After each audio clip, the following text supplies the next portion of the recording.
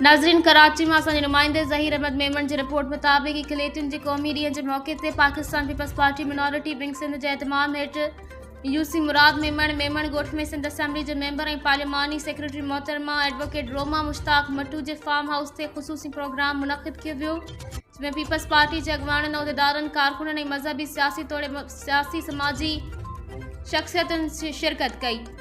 Programme के खिताब कंदे मुक़र्ररनि चयो त 11 अगस्त पाकिस्तान में इकलेटिन जी क़ौमी ॾींहुं तौरु मल्हायो वेंदो आहे। इन ॾींहुं बाबाए क़ौम क़ाइदे आज़म मोहम्मद अली जिन्ना जी 11 अगस्त 1947 वारी तारीख़ी तक़रीर की याद ॾियारे थो, जंहिंमें हिन पाकिस्तान जी समूरनि शहरनि लाइ मज़हबी आज़ादी, बराबरी ऐं हिक जहिड़नि हक़नि जो वाज़े पैगाम ॾिनो हो।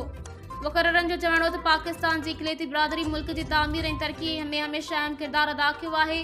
हिंदू, ईसाई, सिख ऐं ॿियनि इकलेती बिरादरियुनि जी तालीम, सिहत, दिफ़ा, वापार ऐं ॿियनि शोबनि में ख़िदमतूं साराह जोगियूं आहिनि।